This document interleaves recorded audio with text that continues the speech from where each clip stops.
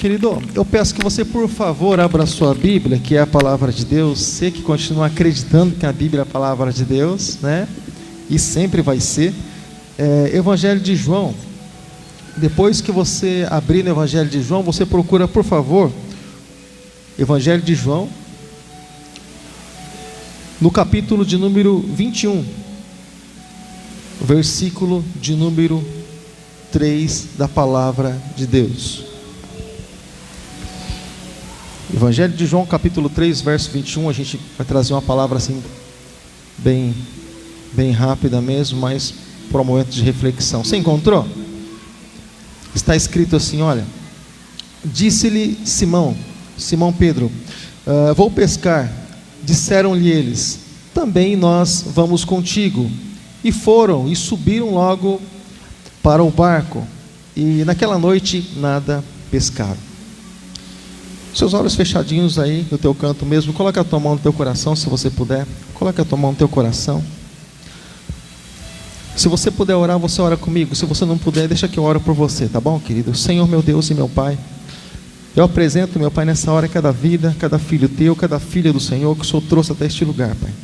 O que nós queremos, Deus, é que essas vidas de alguma forma sejam edificadas, sejam fortalecidas, através de um louvor, através de uma palavra, através, Senhor, daquilo que o Senhor tem para derramar sobre eles, Pai.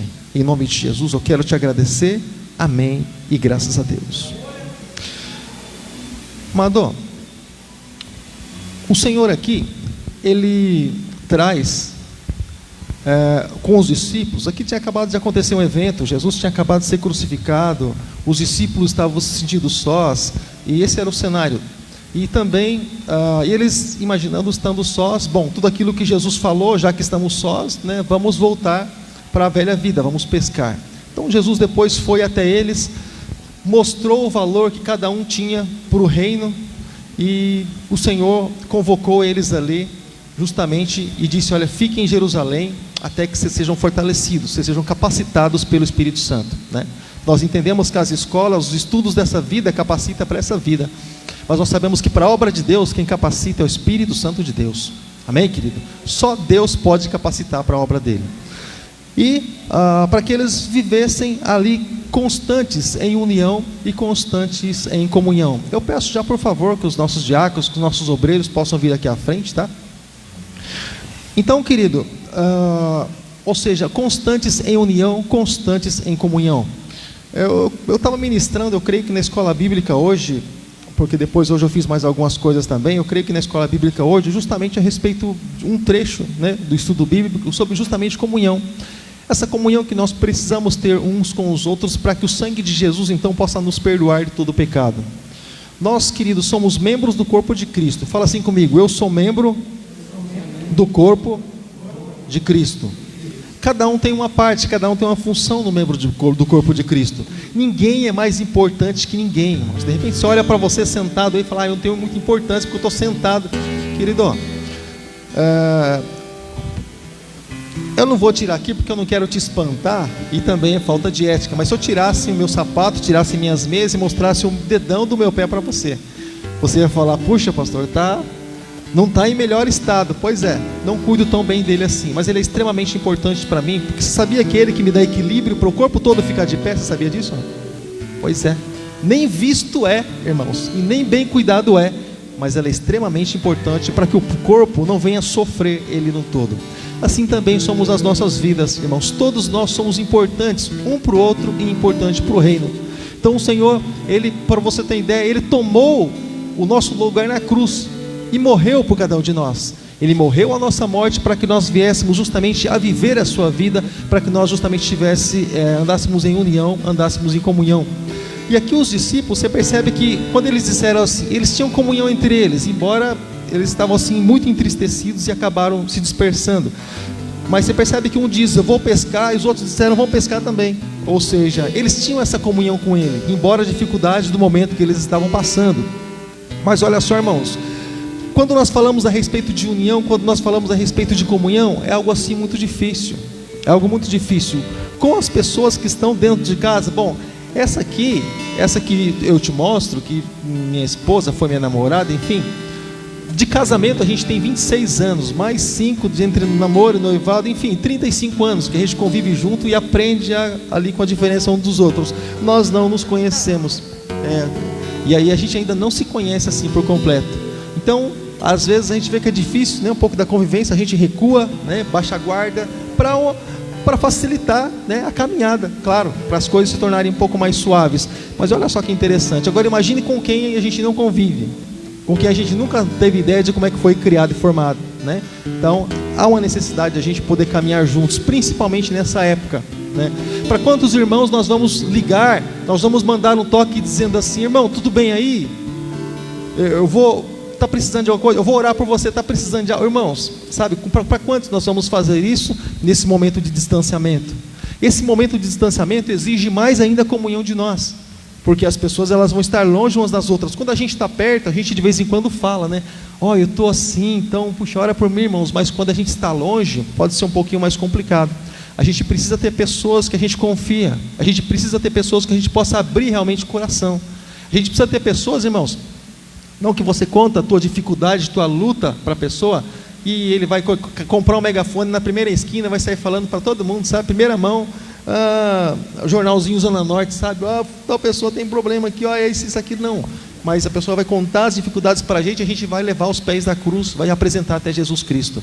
A gente precisa de pessoas que a gente possa se abrir. Eu comentava com alguém essa semana, a gente tem necessidade de pessoas para a gente se abrir. A gente precisa ter, alguns usam até mesmo a terapia, seja música, seja, enfim, algum hobby, alguma coisa assim. A pessoa precisa ter algo. O meu, eu acho que é estudar, que eu gosto muito de estudar a Bíblia, eu gosto muito de ler a Bíblia, eu convivo com esse livro, eu amo a palavra de Deus. Tem gente que lê por necessidade, ou busca alguma coisa por questão de, vamos dizer assim, buscar instrução para si. Eu aprendi a gostar, porque o que a gente aprende na vida, irmãos? O que você faz com quem te tira do abismo do pecado, das profundezas do inferno? O que você é capaz de fazer por essa pessoa? Hein? Alguém que estende a tua mão quando alguém dá nada para você. As pessoas não te dão nada, dizem que você não merece nada, você não vai a lugar nenhum. O que você é capaz de fazer por essa pessoa? Eu sou capaz só de agradecer, nunca vou conseguir agradecer na mesma proporção. Então eu procuro me aproximar na minha simplicidade dessa forma. Então, querido, assim o Senhor Jesus nos faz. E esse Jesus, irmãos, que nos tirou das trevas, Ele diz assim: olha, amem uns aos outros. O amor, irmãos, é mais importante do que a oferta mesmo, sabe? É importante sim, desde que se faça em comunhão. Ele diz: você não está legal, você deixa a tua oferta de lado, você se acerta com o seu irmão, depois você vai aquilo. Ou seja, prioridades. O sangue, quantos creem que o sangue de Jesus é poderoso? Quantos creem nisso? Tem gente que acredita aqui atrás também? Tem gente que acredita? Tá. Então olha só, o sangue de Jesus é poderoso, porém o sangue de Jesus em alguns momentos perde o efeito nas nossas vidas. Ele é poderoso e age de uma maneira tremenda quando estamos em comunhão, não é isso? E a palavra do Senhor diz lá na carta de João: quando temos comunhão uns com os outros, aí o sangue de Jesus começa a atuar. Ele nos purifica de todo o pecado. Você vê o grau, sabe, querido? Ou seja, através de um momento aqui, querido, onde duas pessoas ligam algo aqui, já é capaz de ligar no céu. Concordância, né?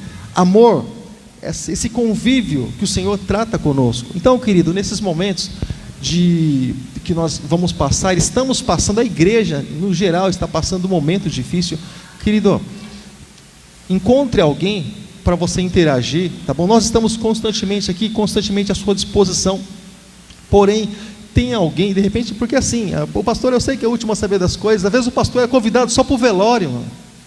Então a pessoa não está passando bem, está na casa, não, está na UTI, está no último fôlego de vida. Eu falei: pastor fica sabendo nessa hora? Então tá, o que a gente faz? Se eu fosse padre eu ia fazer extrema unção, mas sabe, querido, então a gente às vezes não fica sabendo das coisas. Então, irmãos, o pastor, irmãos, a gente precisaria estar um pouco mais perto, né? Um pouco mais de confiança, a gente dessa liberdade. Você sabe por quê? Às vezes algumas pessoas elas vêm de fora, elas estranham, às vezes a gente normalmente sem gravata, sem aquele terno. Você sabe por que eu faço isso? Eu tenho vários ternos, tenho várias gravatas, tenho um advogado aposentado, ele me deu vários ternos, coisas assim. Sabe por que eu procuro ficar assim bem à vontade, querido? Para você ver que a gente se parece com você. Porque onde você me vê de terno, a pessoa fala: oh meu Deus, o pastor é santo demais. Terno não santifica ninguém, irmãos, quem santifica é a palavra. Então a gente procura estar meio que na igualdade dos irmãos, para que os irmãos pelo menos se sintam bem perto da gente, tá bom, querido? Então, nos momentos de mais formalidade a gente vai, caso contrário não. Mas, irmãos, nesses momentos, irmãos, comunhão uns com os outros, tá bom, querido? Interceda por pessoas, libere palavra de bênção, de vida. Eu tenho certeza, querido, que a gente vai aprender um pouco mais nesse tempo. Deus nunca deixou de sair do controle. Deus nunca deixou de sair do controle. E eu vou encerrar com a última frase que eu conversava com alguém por esses dias, e alguém comentou a respeito do fato de, mas e aí? E como é que fica, né? As coisas aí, Deus não se preocupa com essas coisas? Sim, claro que Deus sempre... Preocupação, não dá para dizer que Deus se preocupa, porque o Senhor, quem está no controle não se preocupa, né? A gente sabe disso. Mas alguém comentou assim, mas e Deus não faz nada? E Deus, assim que Deus administra? Eu falei assim, não, Deus administra bem, muito bem por sinal. Tanto que o que não prestava, Deus já tirou do céu. Sai, não presta, sai fora, né? Que é Satanás. Mas as pessoas, aí alguém perguntou assim para mim, mas por que a terra está assim? Eu falei, tá, aí a gente vai precisar ir para a palavra, Salmo de número 115, né? Os céus são os céus do Senhor, mas a terra Ele deu aos filhos dos homens que administram muito mal por sinal. E é assim que os homens administram a terra. Tá bom, querido? Pastor, quando que nós vamos ver Jesus atuar? Bom, no milênio, quando o Senhor Ele trazer os seus aqui para reinar nessa terra por 1000 anos, aí a gente vai ver com os nossos próprios olhos o que é administração, o que é governo. Tá bom, querido? Enquanto isso, a gente vai debaixo da graça, tá legal? E eu queria que você abrisse, por favor, se você tiver oportunidade. Se você não tiver também, fica à vontade, querido. 1 Coríntios, capítulo de número 11, a gente vai ler aqui a partir do versículo de número 23.